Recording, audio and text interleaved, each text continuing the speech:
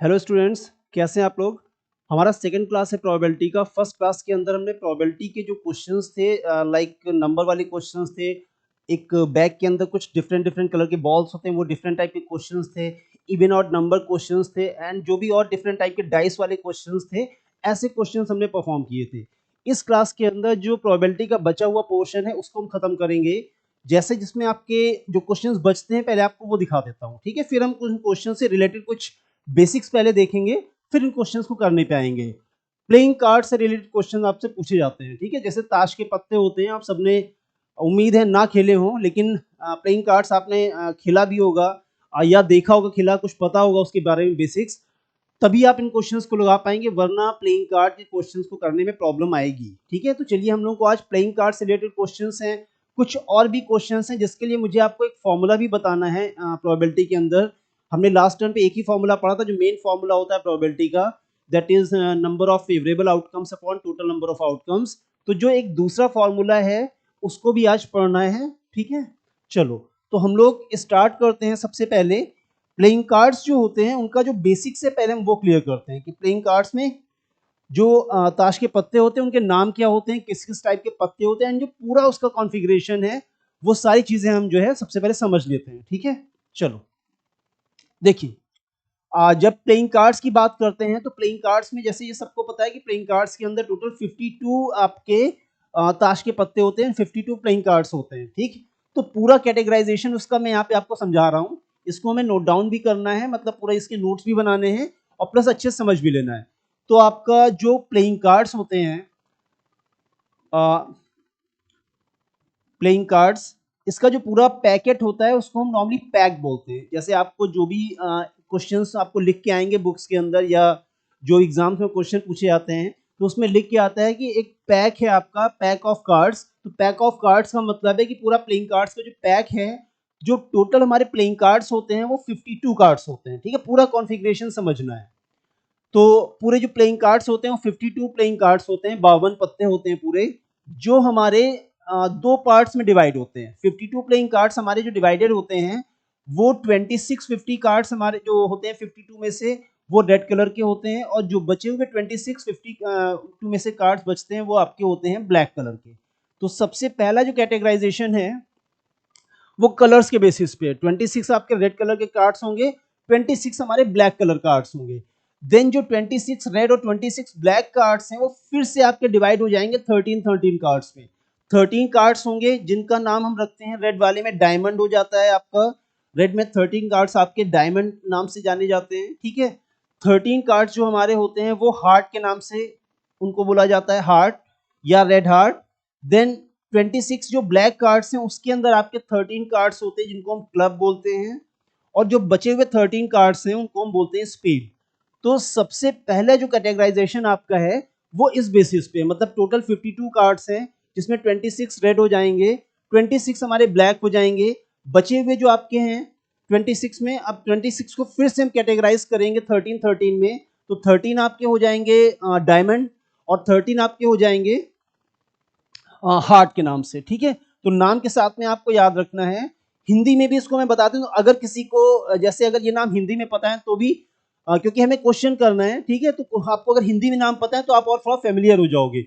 Diamond को हिंदी में ईंट बोलते हैं। जैसे अगर आपने कभी किसी को ताश के पत्ते या प्लेइंग कार्ड्स खेलते हुए देखा होगा तो उसको ईंट बोलते हैं, ठीक है। वो वाला ईंटा नहीं, ठीक। वो ऐसा बना होता है थोड़ा सा ब्रिक के जैसा, ऐसा, तो थोड़ा सा उसको ईंट बोलते हैं। इसके बाद आपका जो, इसका मैं शेप भी बना देता हूँ। तो जिसका जो शेप होता है वो इस तरह से होता है, तो इसलिए इसको ईंट बोलते हैं। हार्ट आपका ऑब्वियस दिल इसको बोला जाएगा। तो ये ऐसे पान के पत्ते के जैसा बना होता है, ऐसा हार्ट शेप, इसी वजह से इसको हार्ट बोलते हैं। देन आपका क्लब, क्लब को हिंदी में आप लोग मतलब हिंदी में बोला जाता है चिड़ी, और इसका कुछ ऐसे फूल बने होते हैं उसमें, इस तरह से तीन हमारे फूल लगे होते हैं और इस तरह का शेप होगा। एंड देन सबसे लास्ट में स्पेड। स्पेड बेसिकली हमारा पान के जैसा ही होता है, जैसा ये आपका दिल वाला शेप, अच्छा इसको दिल नहीं बोलते, सॉरी, दिल हार्ट को बोलते हैं, हम इसको पान बोलते हैं। जो खेलते हैं ताश वो लोग हिंदी में इसको पान करके बोलते हैं, ठीक है। देन आपका जो स्पेड होता है, स्पेड को हम लोग हिंदी में बोलते हैं, राइट, हुकुम। स्पेड को हम लोग हिंदी में ऐसे बोलते हैं, हुकुम, ठीक है। तो ये इनके हिंदी के भी नाम है, तो अगर, और इसका ऐसा शेप होता है। जो आपका ये है हार्ट शेप उसी के जैसा होता है, बस इसमें नीचे ऐसा कुछ निकला हुआ होता है ऐसे, और देन आपका ये इस तरह से ऊपर ऐसे, इस तरह का शेप। ठीक है, तो पूरा कैटेगराइजेशन आपके सामने है। अभी इसको और कैटेगराइज करेंगे। पहले आपका एक कैटेगराइजेशन 52 कार्ड्स हमारे 26 में डिवाइड होंगे, पहले रेड और ब्लैक।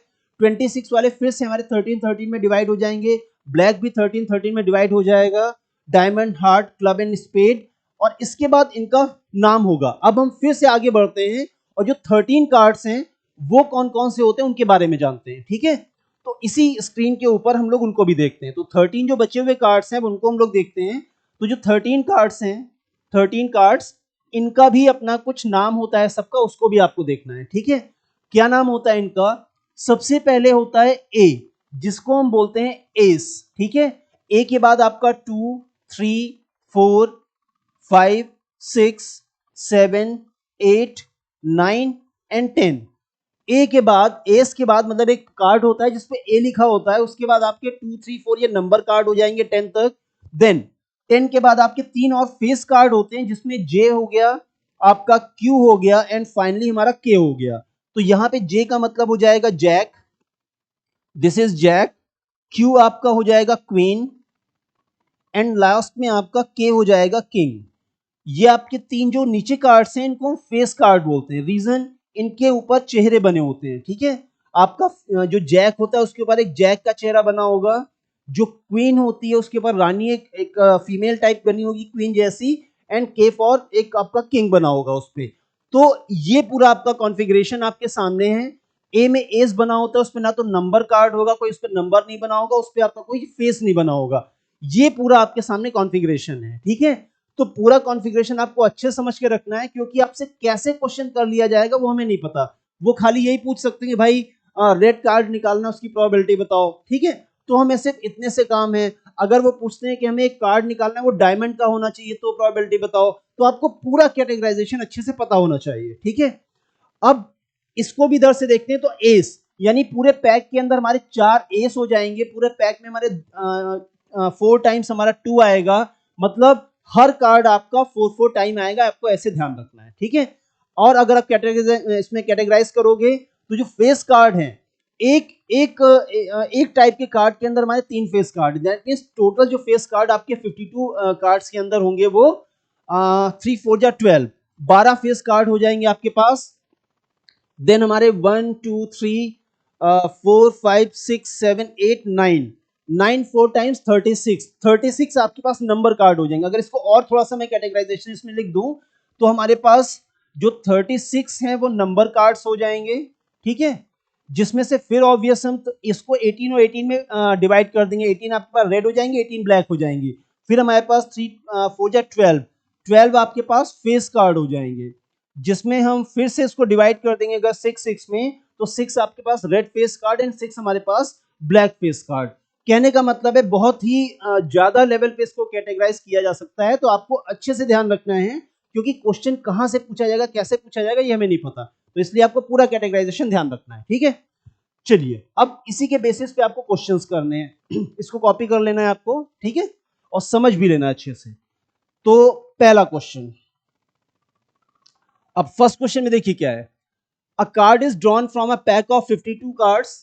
एक कार्ड को रैंडमली ड्रॉ करना है, कोई भी कार्ड निकाल देना है। ठीक है, एक कार्ड ड्रॉ करना है। Find the probability that the card drawn is a red card.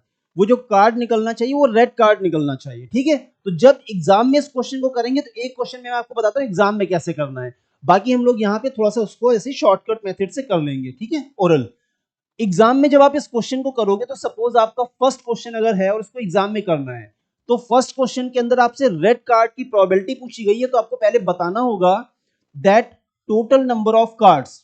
ठीक है, total number of cards.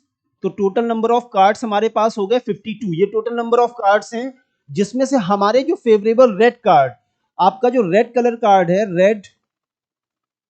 Red coloured card जो कि हमारे फेवरेबल है, वो कितने हैं? 26। आपके 26 रेड कलर्ड हो जाएंगे, 26 हमारे पास ब्लैक कलर्ड हो जाएंगे। तो 26 आपके पास रेड कलर्ड कार्ड है। और इसके बाद अब हमें क्या निकालना है? प्रोबेबिलिटी। तो सबसे पहले हम प्रोबेबिलिटी का फॉर्मूला लिख देंगे। प्रोबेबिलिटी का फॉर्मूला क्या हो जाएगा? Number of favorable outcomes divided by total number of outcomes, total number of outcomes, and इस हिसाब से आपका जो प्रोबेबिलिटी हो जाएगा रेड कार्ड का वो हो जाएगा 26 डिवाइडेड बाय 52 और इसको रिड्यूस कर देंगे सो दिस विल बी 1/2। इस तरह से एग्जाम के अंदर जब इस क्वेश्चन को करेंगे तो आपको पूरा कंप्लीट करके दिखाना होगा। बाकी 1/2 आप चाहो तो उसको डेसिमल्स में कर दो या फिर आप उसको फ्रैक्शन में छोड़ दो, ठीक है। तो 1/2 आपका आंसर आ जाएगा। एग्जाम में आपको ये पूरा करके दिखाना है। यहाँ पे अब हम बाकी क्वेश्चंस को शॉर्टकट मेथड से करेंगे, ठीक है। ऐसे ही देखो ये पहला, ठीक है, आंसर रिवील करते चलते हैं। तो पहला आपका आंसर 1/2 आ रहा है हमारा, सही है। तो बस बाकी क्वेश्चंस को अब हम ऐसी शॉर्टकट मेथड से ओरल करेंगे और सिर्फ आंसर मैच कराएंगे, ठीक है। चलिए अब रेड कार्ड आपका 1/2 हो गया। अगला है आपका black S. Black S, S मतलब जिसमें ए लिखा होता है। ए वाले कितने कार्ड्स होते हैं? 4 कार्ड्स होते हैं, जिसमें आपके 2 ब्लैक हो जाएंगे, 2 रेड हो जाएंगे। दैट मीन्स आपका जो ब्लैक एस का प्रोबेबिलिटी हो जाएगा, तो ब्लैक एस में क्या हो जाएगा? ब्लैक एस में आपका हो जाएगा 2 रेड कलर के एस हो जाएंगे और 2 आपके हो जाएंगे ब्लैक कलर के एस। और हमको क्या निकालना है? Black S. दैट मीन्स हमारा फेवरेबल हो गया 2 एंड टोटल नंबर ऑफ आपके कार्ड्स कितने हैं? 52। तो इसका आंसर आ जाना चाहिए 1/26। ये आपका ब्लैक एस का हो जाएगा, ठीक है। तो ब्लैक एस आपका 1/26 है, 1/26 आ रहा है, ठीक है। सेकंड भी ऑप्शन आपका, सॉरी सेकंड आंसर भी आपका ठीक है, ठीक। देन आप थर्ड नंबर पे आ जाओ, एक एक क्वेश्चन करते जाते हैं। थर्ड नंबर पे क्या है? थर्ड नंबर पे S of diamond. S of diamond, ठीक है। एस ऑफ डायमंड का मतलब क्या हुआ? एस। अब एस तो हमारे पास होते हैं 4, ठीक है, 4 पत्ते हैं जिनको हम एस बोलेंगे, बट हमें डायमंड का एस चाहिए। सो एस ऑफ डायमंड में आपका हो जाएगा, एक सिर्फ कार्ड है जो आपका एस ऑफ डायमंड में, ठीक है। डायमंड के अंदर एस आपका सिर्फ एक होगा। दैट मीन्स इसका जो प्रोबेबिलिटी हो जाएगा वो सीधे सीधे 1/52 आ जाएगा, ठीक है। एस ऑफ डायमंड, तो एस ऑफ डायमंड में आपका 1/52 आ जाना चाहिए। तो ये आपका 1/52, ठीक है, 1/52 आ गया। अगला है आपका queen of jack. Queen of jack, queen और अ जैक, सॉरी क्वीन और अ जैक, लेकिन कलर नहीं बताया गया। तो अगर कलर नहीं बताया गया दैट मींस क्वीन हो सकता है या फिर जैक हो सकता है। 4 क्वीन होती हैं, हर एक टाइप के कार्ड में एक एक क्वीन हो जाएगी और हर एक टाइप के कार्ड में एक एक आपका जैक हो जाएगा। मतलब या तो क्वीन होना चाहिए या तो जैक होना चाहिए। इसका मतलब है 8 कार्ड्स हमारे पास ऐसे हो जाएंगे जो हमारे फेवरेबल हैं। तो इसका मतलब निकला कि क्वीन और जैक का मतलब है कि 8 में से कोई भी कार्ड हम ले सकते हैं, हमारे फेवरेबल हो जाएंगे। एंड जो टोटल नंबर ऑफ कार्ड्स हैं वो कितने हो जाएंगे? 52। तो बस 8/52 इसको रिड्यूस कर दो। 4 2 टाइम्स 8 एंड 4 13 जा 52, मतलब 2/13 आंसर होना चाहिए, ठीक है, 2/13। चलिए तो आपको पूरा अगर कैटेगराइजेशन याद रखेगा तो क्वेश्चन करने में कोई प्रॉब्लम नहीं आएगी। लेकिन अगर डिफरेंट डिफरेंट लेवल का कैटेगराइजेशन आपने नहीं ध्यान दिया तो क्वेश्चन में पक्का प्रॉब्लम आएगी। तो आपको अच्छे से जो अभी शुरुआत में बताया उसको कर लेना है। देन क्वीन और अ जैक, ठीक है। अच्छा क्वीन और अ जैक हो गया। अब हम आ जाते हैं not a club. Not a club, club मतलब 13 पत्ते आपके 13 कार्ड्स क्लब के होते हैं, वो नहीं होने चाहिए। इसका मतलब नॉट अ क्लब में हमारे पास जो फेवरेबल कार्ड्स हो जाएंगे वो हो जाएंगे 52 माइनस 13। 52 माइनस 13 कितना आ जाएगा? 12 माइनस 3 9, 4 माइनस 1 3। 39 कार्ड्स हमारे फेवरेबल हैं, ठीक है, नॉट अ क्लब। यानी 39 कार्ड्स ऐसे हैं जो क्लब नहीं है। और divided by total number of cards हमारे पास अभी भी कितने हैं? 52। तो नॉट अ क्लब की प्रोबेबिलिटी हो जाएगी 39/52। इसको रिड्यूस कर देंगे so it will be 3 1 times 3 3 3 या 9 एंड 3 1 जा नहीं 39, सॉरी 3 से रिड्यूस नहीं होगा, 13 से रिड्यूस होगा, ठीक है। 13 3 जा 39 एंड 13 4 जा, तो ये आपका आ जाएगा 3/4, ठीक है। 3/4 आंसर है, यस 3/4 आपका आ रहा है, ठीक है। 3/4 नॉट अ क्लब, मतलब 39 फेवरेबल कार्ड्स हैं आपके, क्लब को छोड़ देंगे अगर 52 में से तो 39 कार्ड्स अभी भी हैं जो हमारे फेवरेबल हैं। सो नॉट अ क्लब आपका 3/4। इसके बाद आपका हो जाएगा not a face card. Not a face card मतलब फेस कार्ड नहीं होना चाहिए, उसमें चेहरा नहीं बना होना चाहिए, ठीक है। तो नॉट अ फेस कार्ड का मतलब क्या हुआ? हमारे पास टोटल जो फेस कार्ड्स हैं, ठीक है, कितने हैं पहले वो देखते हैं। टोटल फेस कार्ड्स हमारे पास हैं 12, क्योंकि कोई कलर मेंशन नहीं किया गया, कोई टाइप ऑफ कार्ड मेंशन नहीं किया गया। तो टोटल आपके पास जो फेस कार्ड्स हैं वो 12 हैं। लेकिन क्वेश्चन के हिसाब से फेस कार्ड नहीं होना चाहिए। अगर फेस कार्ड नहीं होना चाहिए, इसका मतलब जो फेवरेबल कार्ड्स हैं वो कितने हो जाएंगे, 52 माइनस 12, यानी 40 कार्ड्स हमारे पास ऐसे हैं जो हमारे फेवरेबल हैं, जिन पे फेस नहीं बना है। तो बस इन्हीं कार्ड्स की आपको प्रोबेबिलिटी निकालनी है। तो इसका मतलब नॉट अ फेस कार्ड की प्रोबेबिलिटी हो जानी चाहिए 40 डिवाइडेड बाय 52, और इसको रिड्यूस कर देते हैं, कितना हो जाएगा 4 से, 4 13 टाइम्स एंड 4 10 जा 40, ठीक है। तो 10/13 आंसर होना चाहिए, ठीक, 10/13, यस। एंड सबसे last but not the least आपका है question, a card with number less than 8, एक ऐसा card, a card with number less than 8, 8 से कम नंबर का कार्ड होना चाहिए। Card with number less than 8 मतलब हमारे जो फेवरेबल कार्ड्स है, कलर मेंशन नहीं है, ध्यान रखना। तो लेस देन 8 से हमारे फेवरेबल कार्ड कौन कौन से हो गए, 2 हो गया, 3 हो गया, 4 हो गया, 5 हो गया, 6 हो गया एंड 7 हो गया। क्योंकि 8 से लेस चाहिए तो 8 को नहीं लेंगे, और एस को नहीं लेंगे, ए को नहीं लेंगे, क्योंकि वो नंबर कार्ड नहीं होता। यहाँ पे मेंशन किया गया है कि वो नंबर कार्ड होना चाहिए। तो इसका मतलब ये कार्ड्स हैं जो 8 से लेस भी हैं और आपके नंबर कार्ड्स भी हैं, ठीक है। कलर मेंशन नहीं, कलर नहीं मेंशन है मतलब 1 2 3 4 5 6, मतलब 6 इंटू 4, 24 कार्ड्स आपके ऐसे हैं जो 8 से लेस भी हैं और नंबर कार्ड्स भी हैं। तो बस हो गया 24 डिवाइडेड बाय 52, और इसको रिड्यूस कर दो, ठीक है। कितना हो जाएगा, 12 ऊपर हो गया, 26 आ गया, फिर 6 ऊपर हो गया, 13 आ गया, 6/13 आंसर होना चाहिए 6/13।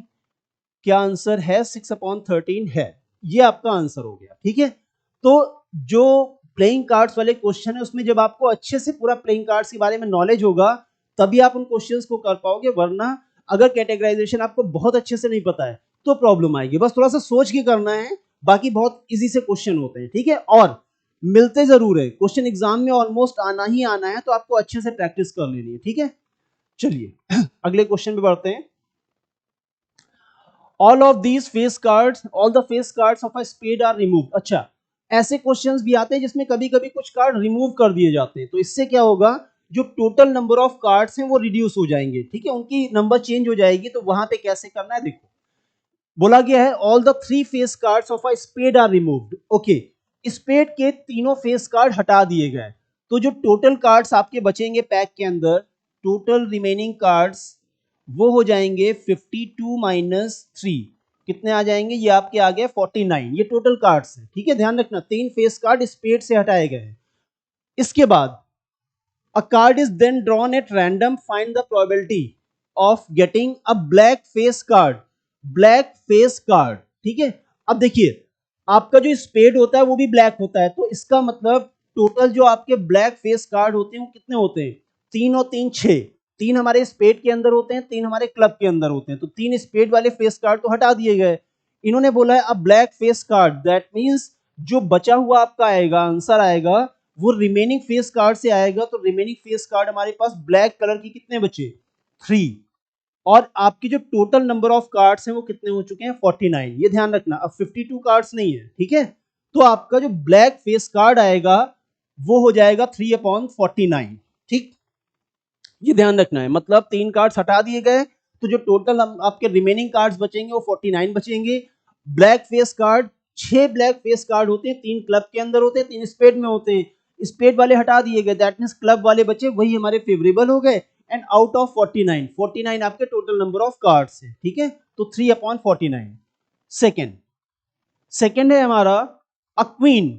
ओके, अ क्वीन, क्वीन निकलनी है। अब कलर नहीं बताया गया तो इसका मतलब टोटल 4 क्वीन होते हैं, लेकिन जब हमने स्पेड के अंदर से 3 फेस कार्ड हटाए हैं तो एक क्वीन भी चली गई।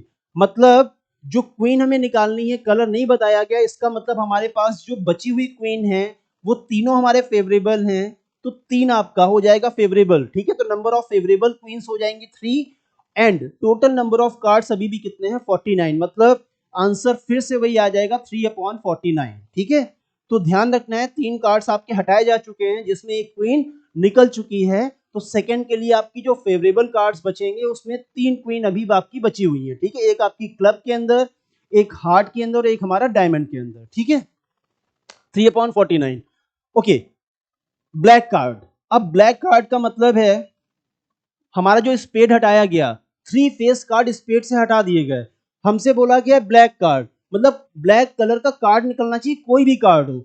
दैट मीन्स हमारे जो रिमेनिंग कार्ड्स हैं उन 3 कार्ड्स को हटाने के बाद जो हमारे पास रिमेनिंग ब्लैक कार्ड्स हैं वो कितने हो जाएंगे, 26 माइनस 3, 13 हमारे पास ब्लैक कार्ड्स, सॉरी 23 आपके पास ब्लैक कार्ड्स अभी भी बचे हैं, ठीक है। 3 हमारे स्पेड से कार्ड्स हटाए गए, मतलब 3 ब्लैक कार्ड हटा दिए गए, तो अभी भी हमारे पास जो टोटल नंबर ऑफ है स्पेड वो ब्लैक कार्ड्स वो 23 हैं।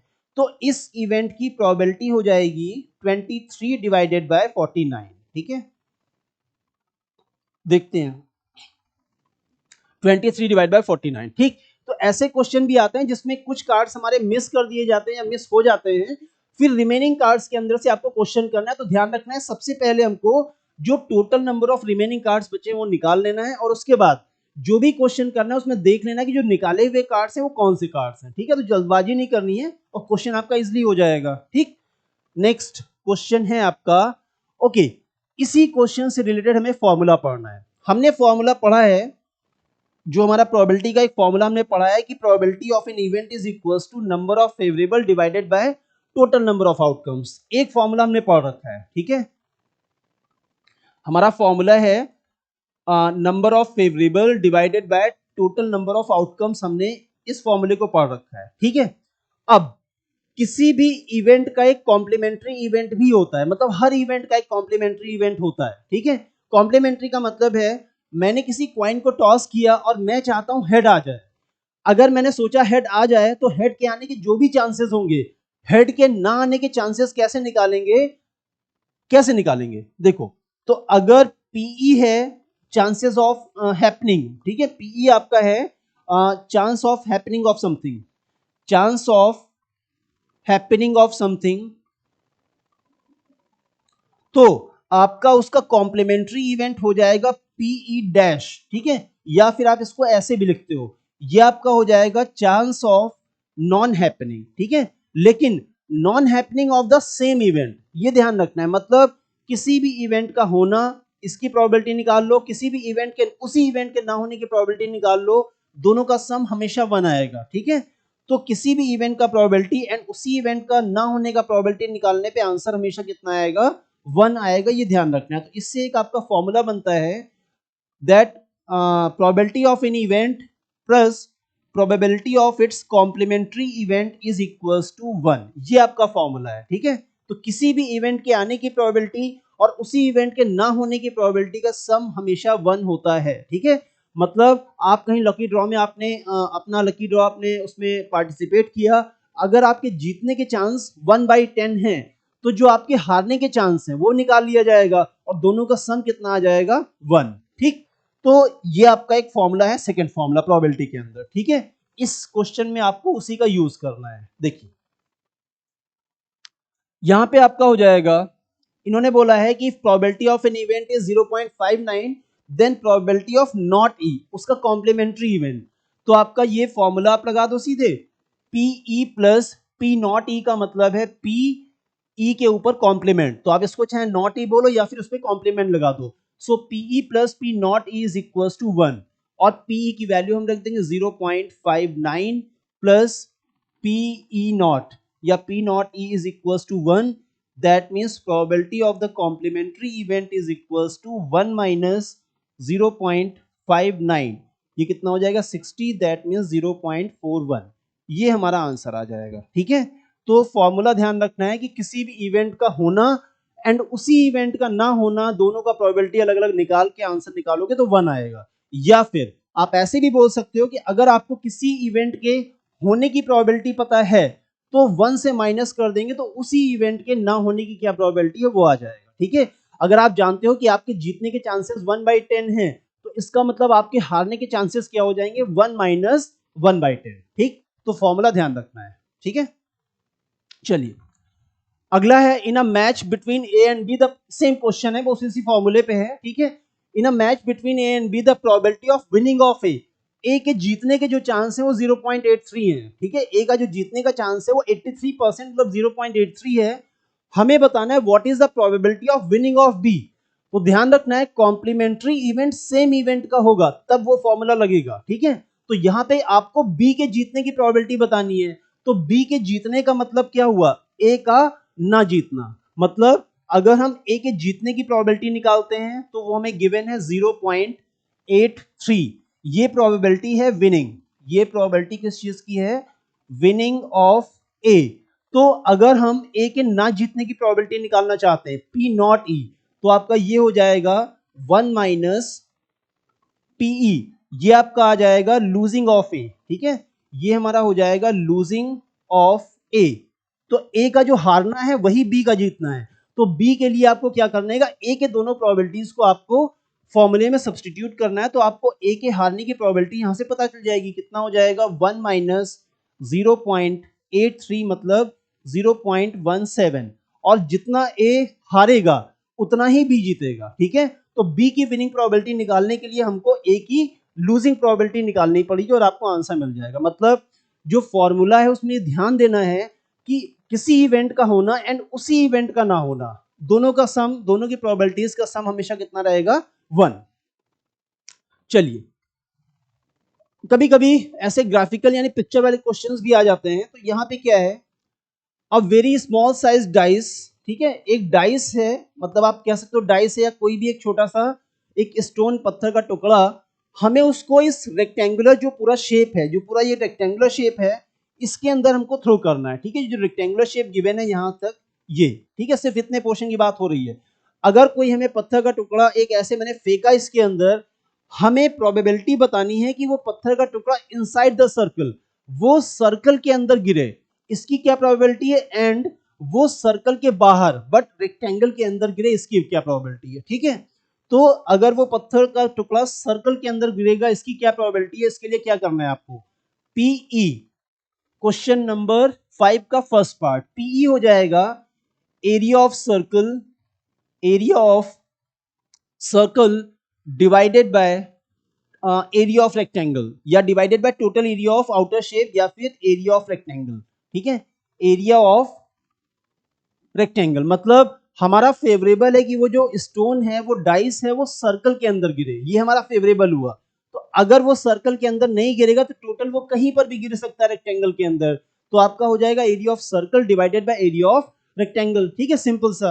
अब एरिया ऑफ सर्कल कैसे निकलेगा? आपको डायमीटर गिवन है और एरिया ऑफ रेक्टेंगल के लिए आपको गिवन है उसके डायमेंशंस। ठीक है, 40 और ये 30 है यहाँ पर। ठीक है, ये हमारा हो गया वहां पे 30, ये आपका आ गया 30 सेंटीमीटर और इधर ये हमारा है 40 सेंटीमीटर। चलिए, तो बस सारी वैल्यूज आपके सामने हैं, तो बस रख देना है। तो एरिया ऑफ सर्कल हो जाएगा pi multiplied by r square, diameter 20 है तो आर आपको उसका हाफ करके 10 ले लेना है। ठीक है, and divided by 40 multiplied by 30, इसी को सॉल्व कर देते हैं। तो ये आपका हो गया 22/7 multiplied by 100 and divided by 1200।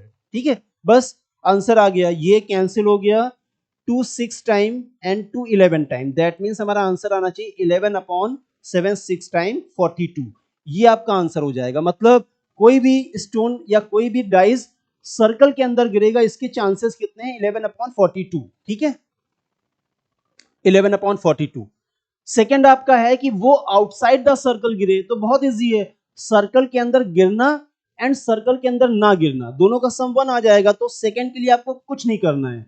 Outside the circle का मतलब है पी डैश ई। ठीक है, अगर पी ई का मतलब है सर्कल के अंदर गिरना, तो पी डैश ई का मतलब हो गया सर्कल के अंदर ना गिरना, मतलब 1 माइनस 11/42। तो ये हो जाएगा 42 माइनस 11/42। ठीक है, बस जो आंसर आएगा 2 minus 1 1, 4 minus 1 3, so this is 31 divided by 42। ठीक है, तो फॉर्मूला आपको ध्यान रखना है, तो दूसरा कैलकुलेशन आपको डायरेक्टली आंसर दे देगा 31/42। ठीक है, तो किसी इवेंट का होना एंड किसी इवेंट का ना होना, दोनों की प्रोबेबिलिटीज का सम हमेशा 1 होता है। ठीक है, चलिए, ये एक फेमस टाइप ऑफ क्वेश्चन है। ठीक है, एग्जाम में तो ज्यादा नहीं पूछे गए, लेकिन फिर भी अगर आ जाते हैं तो, प्लस हमारे सिलेबस में क्वेश्चन है बुक के अंदर, तो हमें आना है। ठीक है, बहुत ही इंटरेस्टिंग सा होता है, बहुत इजी है। इसके पहले भी एक छोटा सा कॉन्सेप्ट बताऊंगा। किसी भी किसी भी मतलब ग्रुप के अंदर जो एलिमेंट्री एलिमेंट्स होते हैं, उनकी अलग अलग प्रोबेबिलिटी, कहने का मतलब है, एग्जाम्पल पहले समझना फिर हम इस पे आते हैं। सपोज करो किसी बैग में रेड बॉल है 6, ब्लैक बॉल है 3 और इसके बाद आपके व्हाइट बॉल है 2। ठीक है, किसी बैग के अंदर इतने बॉल्स हैं, तो टोटल नंबर ऑफ बॉल्स हमारे कितने हो जाएंगे? टोटल बॉल्स हो जाएंगे 6, 3, 9, 9, 2, 11। ठीक है, ये टोटल बॉल्स हो गए, 11 आपके टोटल बॉल्स हो गए। अब अगर हम रेड बॉल के निकलने की प्रोबेबिलिटी निकालेंगे तो हो जाएगा 6/11। ब्लू इसमें ब्लैक के निकलने की प्रोबेबिलिटी निकालेंगे तो ये हो जाएगा 3/11। व्हाइट के निकलने का प्रोबेबिलिटी निकालेंगे तो हो जाएगा 2/11। मतलब किसी भी ग्रुप के अंदर जो एलिमेंट्री इवेंट्स होते हैं उनके होने की अलग अलग प्रोबेबिलिटीज अगर आप निकालते हो एंड उसके बाद अगर आप उसका सम करते हो तो वो आपका टोटल प्रोबेबिलिटी के बराबर हो जाएगा या फिर वो आपका आ जाएगा 1। ये भी ध्यान रखना है, मतलब sum of elementary probabilities equals to 1। किसी भी इवेंट के अंदर एलिमेंट्री प्रोबेबिलिटीज का सम हमेशा कितना हो जाएगा? 1 हो जाएगा। इस सिचुएशन को ध्यान रखना, ठीक है। चलिए, तो probability of having 5 Sundays in जनवरी और फरवरी, दो क्वेश्चन हैं, एक ही उसमें दो क्वेश्चन हैं। हमें जनवरी के अंदर पहले करना है, फिर वही क्वेश्चन हमें फरवरी के अंदर करना है, ठीक है। सबसे पहले हम इसको जनवरी के लिए करेंगे, फिर फरवरी के लिए करेंगे, ठीक है। राइट हैंड साइड में हम लोग इसको फेब के लिए करेंगे। देखिए, इन्होंने बोला है 5 संडेज, ठीक है, फरवरी के अंदर। अगर हम लीप ईयर की बात करें तो लीप ईयर की फरवरी में जो नंबर ऑफ डेज होते हैं, सबसे पहले सॉरी जनवरी के अंदर, लीप ईयर की जनवरी में नंबर ऑफ डेज होते हैं 31 एंड नॉन लीप ईयर की जनवरी में भी नंबर ऑफ डेज होते हैं 31। कहने का मतलब है जब हम जनवरी की बात करेंगे तो लीप ईयर हो या नॉन लीप ईयर हो इससे कोई फर्क नहीं पड़ता है, ठीक है। तो कंफ्यूज मत होना, जो लीप ईयर है उसका असर सिर्फ और सिर्फ किस पे पड़ेगा? फरवरी पे। तो जब हम जनवरी के अंदर हैं तो लीप ईयर हो या नॉन लीप ईयर हो कोई फर्क नहीं पड़ेगा, ठीक। 5 संडे, हर एक दिन, हर कोई वीकडे, मतलब संडे हो, मंडे हो, ट्यूसडे हो, कोई भी दिन हो, हर एक दिन आपका हफ्ते में सॉरी महीने में 4 बार कंफर्म आता है, ठीक है। मतलब हर दिन एक महीने में 4 बार कंफर्म आता है। आप इसको नोट डाउन कर लेना, that every weekday comes at least 4 times. Every weekday comes at least 4 times in a month. 4 times in a month. कोई भी मंथ हो, चाहे वो जनवरी हो, फरवरी हो, कोई भी मंथ हो, लीप ईयर हो, नॉन लीप ईयर, कुछ भी हो, हर दिन हमारा 4 बार तो कंफर्म आता ही आता है। कुछ दिन ऐसे भी होते हैं जो 5 बार आते हैं। तो हमें बताना है कि जनवरी के अंदर 5 संडेज आने की क्या प्रोबेबिलिटी है, ठीक है। तो देखो, अगर हर दिन 4 बार आ जाएगा तो इसका मतलब 4 मल्टीप्लाइड बाय 7, जो 28 डेज हैं वो पास हो जाएंगे, ठीक है। 28 डेज हमारे क्या हो गए? पास्ड हो गए, ठीक। हर दिन 4 बार आया, 4 दिन बार मंडे आया, 4 बार संडे आया, 4 बार ट्यूसडे आया, और महीने के उस मंथ के 28 दिन 28 डेज हमारे निकल गए, ठीक।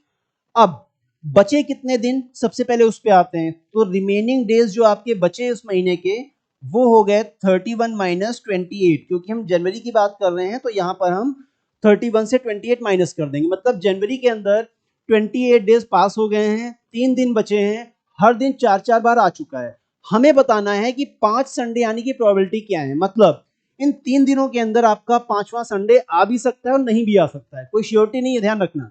आपको 5 संडे या 5th संडे आने की प्रोबेबिलिटी निकालनी है, ठीक है। कौन सा दिन ये? या तो 29th डे आपका संडे पड़ेगा, या तो हमारा 30th डे संडे पड़ेगा, और या फिर हमारा 31st डे संडे पड़ेगा, ठीक है। इन्हीं 3 में से किसी एक दिन हमारा संडे पड़ सकता है, या तो 29th डे या फिर 30th डे या फिर 31st डे, ठीक। अब किसी भी दिन पड़े हमारा तो 5वां संडे हो जाएगा, ठीक है। लेकिन अगर वो 29 को संडे पड़ा तो 30 और 31st में नहीं पड़ेगा। अगर पहले दिन हो आखिरी दिन नहीं पड़ा तो बीच में पड़ सकता है, या फिर लास्ट में, मतलब किसी एक ही दिन पड़ सकता है, ठीक। तो अगर वो 29th डे पड़ा 5वां संडे तो हमारा काम हो गया ना, हो गया। यानी यहां पे संडे आने की, 5वां संडे आने की प्रोबेबिलिटी, हम चाहते हैं कि इस दिन संडे हो, हम चाहते हैं कि 29th डे संडे हो, तो उन 7 दिन में हमारा फेवरेबल सिर्फ एक है, संडे। मतलब 29th डे संडे आने की प्रोबेबिलिटी हो जाएगी 1/7, ठीक है। हम चाहते हैं कि 29th डे संडे हो, लेकिन हमारा फेवरेबल 1 है। अगर संडे नहीं हुआ तो सातों में से कोई भी दिन आएगा, ठीक है।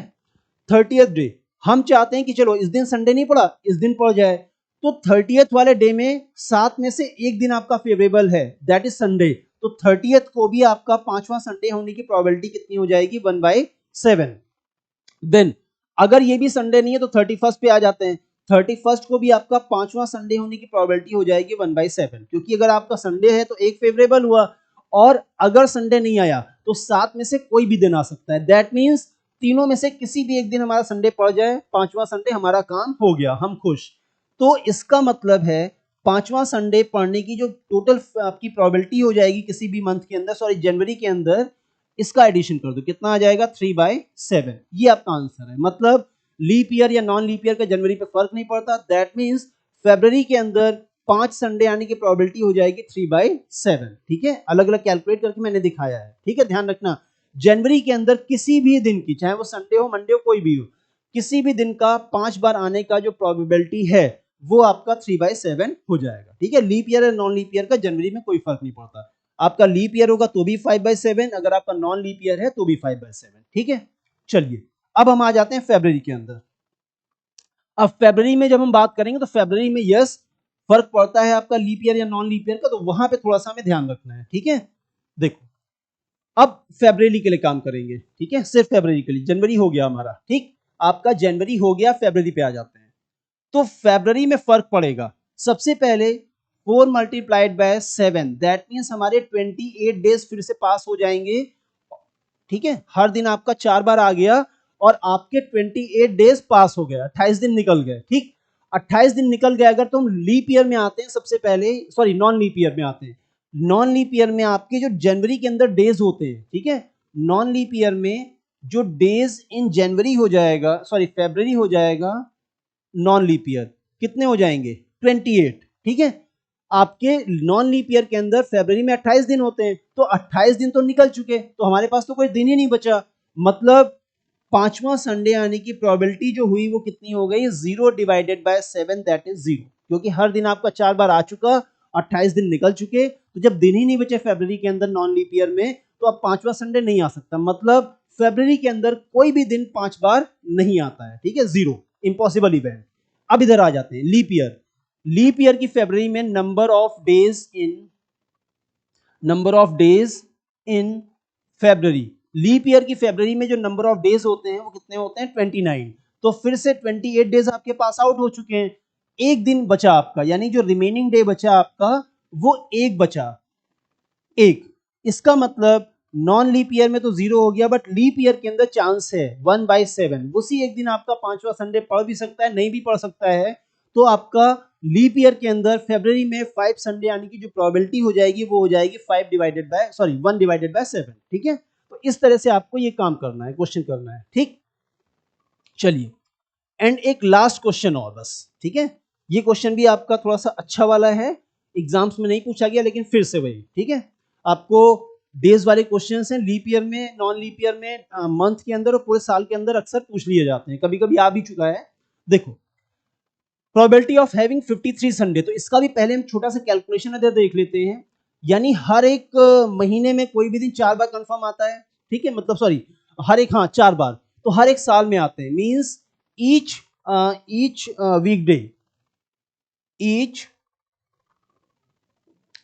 वीकडे comes at least, each weekday comes at least 52 times in a year. ठीक है, 52 times in every year या in a year। ठीक है, कोई भी साल हो, वो आपका लीप ईयर हो, नॉन लीप ईयर हो, हर दिन कम से कम 52 टाइम्स तो आता ही आता है। मतलब साल भर में 52 times Sunday, 52 times Monday, 52 times Tuesday and so on. ठीक है, सारे दिन आते रहते हैं, हर आपका दिन 52 टाइम्स आता रहेगा। हमें बताना है कि लीप ईयर में या नॉन लीप ईयर में 53 संडे की क्या प्रोबेबिलिटी। तो एक एक दिन हम लोग लेते हैं, एक एक क्वेश्चन को। ठीक है, सबसे पहले हम लोग लेते हैं नॉन लीप ईयर में। नॉन लीप ईयर में टोटल नंबर ऑफ डेज कितने होते हैं, सबसे पहले वो देखो आप, टोटल नंबर ऑफ डेज। तो नॉन लीप ईयर के अंदर टोटल नंबर ऑफ डेज होते हैं 365। ठीक है, नॉन लीप ईयर में टोटल नंबर ऑफ डेज कितने हो जाएंगे 365। ठीक है, हर दिन अगर 52 टाइम आया तो इसका मतलब है 52 मल्टीप्लाइड बाय 7, 7 2 जा 14, 7 5 जा 35 और 36, 364 डेज हमारे पास हो जाएंगे। ठीक है, 364 डेज आपके क्या हो गए, पास हो गए, निकल गए। 364 दिन, 364 डेज निकल गए, हर दिन हमारा 52 टाइम आ गया, यानी एक दिन बचा आपका। ठीक है, क्योंकि 364 दिन तो निकल गए, तो रिमेनिंग डे आपका कितना बचा, एक दिन। उसी एक दिन आपका जो संडे है वो हो सकता है दोबारा से, मतलब आपका जो लास्ट संडे है, जो आपका 53rd संडे है, वो आपका हो सकता है। तो रिमेनिंग डेज आपके कितने बचे? 1। ठीक, तो इसका मतलब है कि अगर आपका नॉन लीप ईयर है तो नॉन लीप ईयर के अंदर कोई भी मंथ, सॉरी कोई भी आपका जो वीकडे है वो 53rd टाइम आने का जो चांस हो जाएगा वो कितना हो जाएगा? अगेन 1/7, एक ही दिन बचा, या तो उस दिन आपका फेवरेबल डे आएगा या फिर नहीं आएगा, और अगर आपका फेवरेबल नहीं आता तो 7 में से कोई भी दिन आ सकता है। That means non leap year के अंदर 53rd वीकडे, अगर हम संडे की बात करें तो संडे आने का जो चांस है वो कितना है? 1/7। एंड सबसे लास्ट में आपका लीप ईयर। ठीक है, ऑलमोस्ट क्वेश्चन आपका खत्म। देखिए अब लीप ईयर में क्या है, आपके 365 डेज होते हैं नॉन लीप ईयर में। सो लीप ईयर में आपके जो नंबर ऑफ डेज होते हैं वो कितने हो जाएंगे? एक दिन हमारा बढ़ जाएगा। ठीक है, डेज हो जाएंगे 366। इसके बाद हर दिन अगर 52 टाइम निकल चुका है, इसका मतलब 364 डेज पास आउट हो चुके हैं। मींस आपका जो रिमेनिंग डेज बचेंगे यहाँ पे वो हो जाएंगे 366 माइनस 364। 2 दिन बचे हमारे। ठीक है, पूरे आपका साल निकल गया, लास्ट के 2 दिन बचे हैं और आप चाहते हो कि आपका जो 2 दिनों में है कोई एक दिन संडे पड़ जाए, क्योंकि एक ही दिन संडे पड़ सकता है। इसका मतलब है किसी भी एक दिन संडे पड़े आपको कोई फर्क नहीं पड़ता, आपका काम हो गया। ठीक है, मींस यहाँ पे आपका जो 53rd संडे है उसकी आने की प्रोबेबिलिटी हो जाएगी 2/7। ठीक है, हम लोग लास्ट अपने क्वेश्चन में देख चुके हैं जितने भी दिन बचते हैं वो डिवाइडेड बाय 7। अगर 3 दिन बचे तो 3/7, अगर एक दिन बचा तो 1/7, अगर हमारे 2 दिन बचे हैं तो हमारा कितना हो जाएगा? 2/7। ठीक है, तो इस तरह से आपके प्रोबेबिलिटी के अंदर जितने भी टाइप के क्वेश्चंस हो सकते हैं मैंने आपको दोनों क्लास में मिलकर करा दिया है। फर्स्ट क्लास का आपको लिंक इसी के डिस्क्रिप्शन में मिल जाएगा वीडियो के, वहां से आपको फर्स्ट क्लास भी देख लेनी है। और दोनों क्लासेस को लेके जितने भी टाइप ऑफ क्वेश्चन हमारे आ सकते हैं मैंने सारे आपको करा दिए। अब आपको उसकी प्रैक्टिस करनी है और ये क्लियर करना है कि आपको सारे टाइप के क्वेश्चन समझ में आ गए या नहीं आ गए। ठीक है, वीडियो को लाइक करना है, शेयर करना है और इस चैनल को सब्सक्राइब भी करना है। Thanks for watching, bye bye and take care.